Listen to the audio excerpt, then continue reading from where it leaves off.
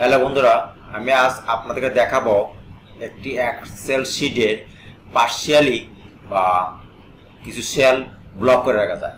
যেমন ধরেন এখন আমি এখানে ক্লিক করলাম, চেঞ্জ হচ্ছে, বাট আমি চাচ্ছি এখানে ক্লিক করলে ইরু দেখাবে, কোন কিছু দেখাবে। তার জন্য আমরা প্রথমে কন্ট্রোল দিয়ে অল সিলেক্ট করব, তারপর রাইট বাটন ক্লিক করে ফরম্যাট সেলে দিব, ফুট একটা দেবে, দিয়ে টিক চিহ্নটা উঠে দিবেন, দিয়ে ওকে দিবেন।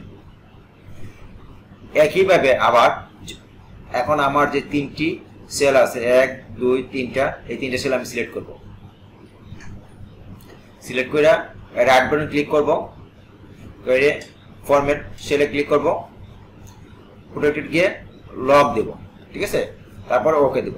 এখন আমি যাব রিভিউতে প্রোটেক্টেড শিট, এখানে ক্লিক করব, তারপর এই পাসওয়ার্ড দেব একটা। আমি আমার সুবিধা মতো পাসওয়ার্ড দিচ্ছি, আপনি আপনার সুবিধা মতো পাসওয়ার্ড দিবেন। ওকে, তারপর সেভ দেব।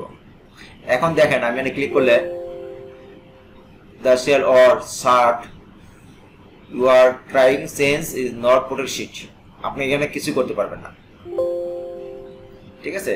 বাট এখানে আপনি লিখতে পারবেন। এখানে আমি যদি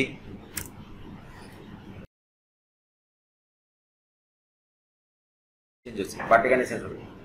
যদি ভিডিওটা ভালো লাগে প্লিজ সাবস্ক্রাইব করবেন এবং আপনার ফ্রেন্ডদের সাথে শেয়ার করতে ভুলবেন না।